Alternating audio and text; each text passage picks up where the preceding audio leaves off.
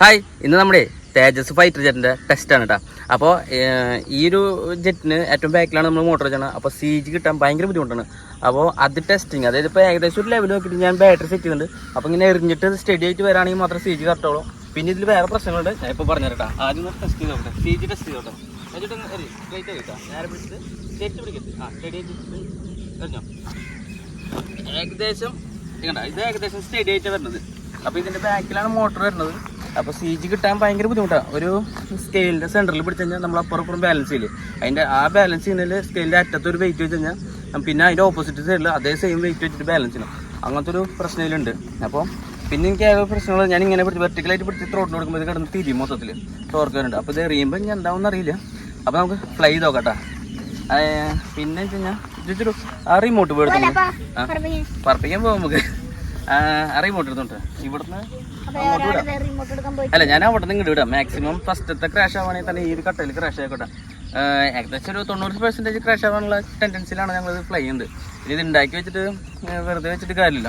പിന്നെ ഇതിൻ്റെ sticker work കുറേയൊക്കെ മാറ്റാണ്ട്, കാരണം നമ്മൾ അടിച്ച സ്റ്റിക്കറിൽ കുറേ മിസ്റ്റേക്ക് പറ്റിയിട്ടുണ്ട്.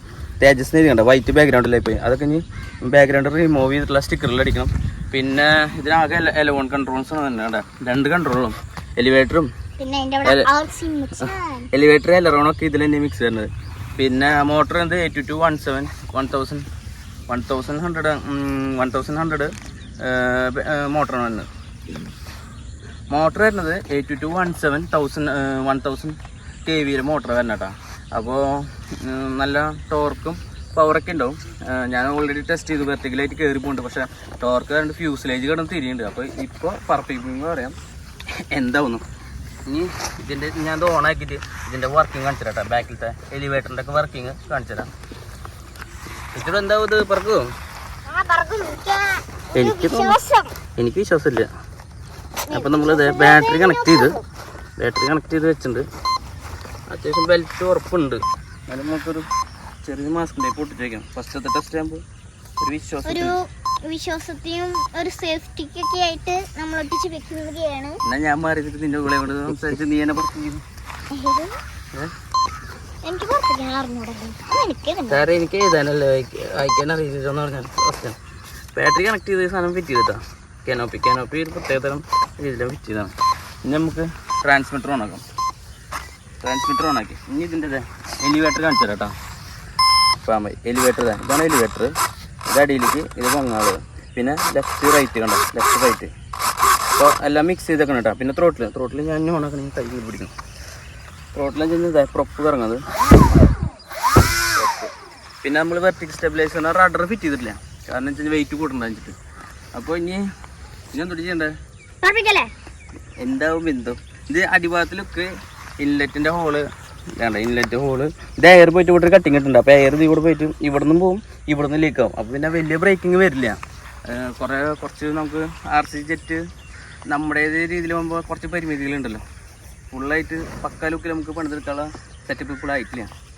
അപ്പം ഇനി വെയിറ്റ് അടിപ്പിക്കണില്ലേ, പഠിക്കല്ലേ നമുക്ക് പറഞ്ഞാൽ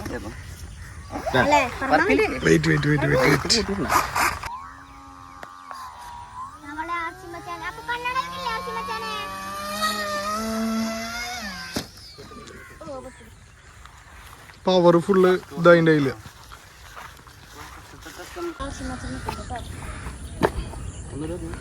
നല്ല ഗ്ലൈഡിങ് ഉണ്ടല്ലോ, ഗ്ലൈഡ് ആവുണ്ടല്ലോ.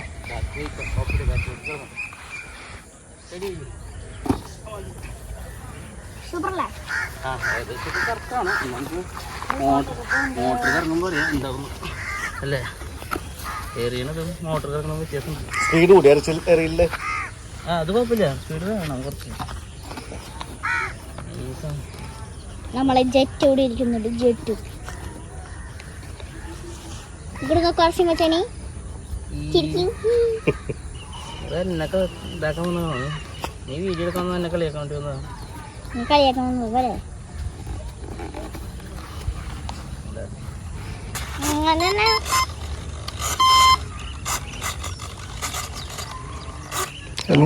അങ്ങനെ നോക്ക്. എല്ലാം പ്രോപ്പർ വർക്കിംഗ് ആണ്. ഇനി ഈ പ്രാവശ്യം എന്താണെന്ന് അറിയില്ല. ഡാമേജ് വരാണ്ടിരുന്നാൽ ഞാൻ എറിയണ്ട നമ്മൾ നോക്കിയോ ഞാൻ എറിയുന്നുണ്ട് നമ്മൾ നോക്കിയോ ട്രൈ ചെയ്ത് നോക്കാം പോലെ അതല്ലടാ അല്ലാതെ മറ്റേ കണ്ണടങ്ങൾ വെച്ചില്ലേ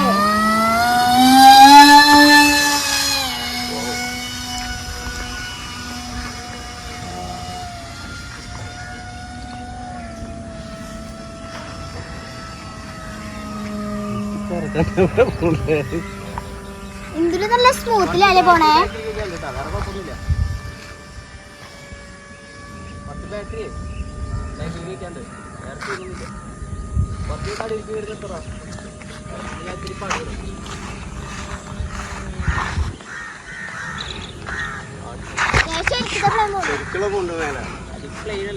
അതൊക്കെ മേലെ അടിവാങ്ങാൻ കിട്ടുന്നുണ്ടോ കുറച്ചും ഡൗൺ ആയിട്ട് പോണ്ടി വരും കുറച്ച് ഡൗൺ ആയിട്ട് പോണെങ്കിൽ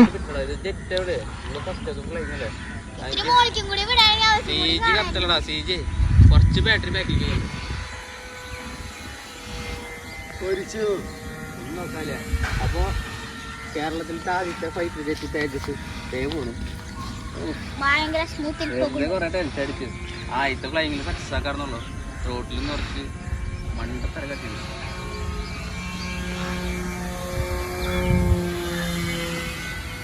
നമുക്ക് സ്റ്റണ്ടടിക്കാൻ പറ്റും നിൽക്കലോ അയ്യോ മോട്ടർ ലൂസല്ല മോട്ടറിന് കംപ്ലൈന്റ് ഉണ്ട് ത്രോട്ടിൽ അധികം കൊടുക്കാൻ പറ്റണല്ലോ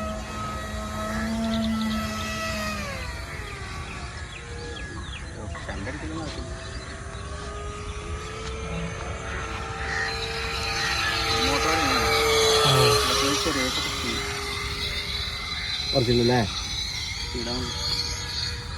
ആവില്ലേ മോട്ടർ കുഴപ്പമില്ല സെറ്റാണ് മോട്ടറിന്റെ ഇത് ലൂസാ പ്രൊപ്പ് ലൂസായണ്ടേ നമുക്ക് ത്രസ്റ്റ് ചെയ്യാൻ പറ്റണില്ലേ അത്രേ ഉള്ളൂ വേറെ കുഴപ്പമൊന്നുമില്ല ആളുടെ അടുത്തിട്ട് പോയിട്ടിരുന്നു അപ്പൊ നമ്മളേ ജെറ്റ് ഞാൻ ഫ്രണ്ട് ജെറ്റ് അവിടെ അത്ര അറ്റത്തെത്തിയപ്പോൾ നമുക്ക് പ്രൊപ്പ് ലൂസ് ചെയ്ത് അപ്പൊ അവിടെ സേഫ് ലാൻഡിങ്ങാ ഇപ്പൊ ജെറ്റിന് കഴിഞ്ഞിട്ട് എന്തൊക്കെയാ പോയിക്കണേ എന്താ പറ്റിയാണ് ആകെ പ്രൊപ്പൂരി പോയി മാത്രം ഞാൻ പറഞ്ഞില്ല എനിക്കറിയായിരുന്നു പ്രൊപ്പൂരി പോയിട്ടുള്ളൂ വേറെ ഒരു ഡാമേജ് ഇല്ല അപ്പൊ നമ്മള് ഇങ്ങനെ കുട്ടപ്പനായിട്ട് ഇറക്കും മോട്ടർ എന്തോ കംപ്ലൈന്റ് മോട്ടർ കംപ്ലൈന്റാ മോട്ടർ നമ്മുടെ സെക്കൻഡ്സ് മോട്ടറാണ് നമ്മുടെ കൂട്ടുകാരൻ തന്നാണ് അവൻ പറഞ്ഞു എന്തെങ്കിലും മിസ്റ്റേക്ക് ഉണ്ടാവാൻ ചാൻസ് ഉണ്ടാവും അവൻ കുറെ നാളായിട്ട് എടുത്തു വെച്ചാൽ മോട്ടറാണ് അപ്പോൾ എൻ്റെ മോട്ടർ നമുക്ക് പുതിയത് പഠിക്കണം 2 ആഴ്ച അല്ല 2 ദിവസം പണിക്കാശ് മാറ്റിക്കണം അപ്പോൾ അത്രയും കേട്ടോ അപ്പോൾ വീഡിയോ ഇഷ്ടപ്പെട്ടെങ്കിൽ ഷെയർ ചെയ്യുക കാരണം ഇത് നമ്മുടെ ഇന്ത്യൻ തദ്ദേശമായി വികസിപ്പിച്ച ഒരു മോഡലിൻ്റെ RC സ്കെയിലാണ് അതായത്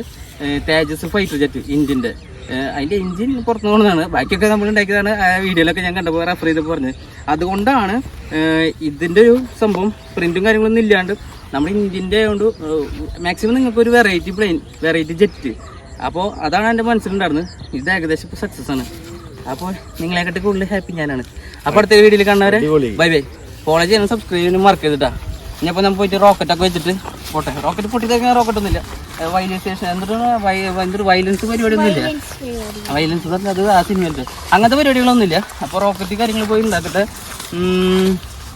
അപ്പോൾ ഇനി റോക്കറ്റിൻ്റെ ഷോർട്സ് ആണ് കേട്ടോ അപ്പോൾ ഇൻസ്റ്റാഗ്രാമും ഫേസ്ബുക്കും യൂട്യൂബും ഇനി വല്ലതും ഉണ്ടോ കയ്യിൽ ഇല്ല അതൊക്കെ ഫോളോ ചെയ്യാൻ മറക്കണ്ട അപ്പോൾ ശരി ബൈ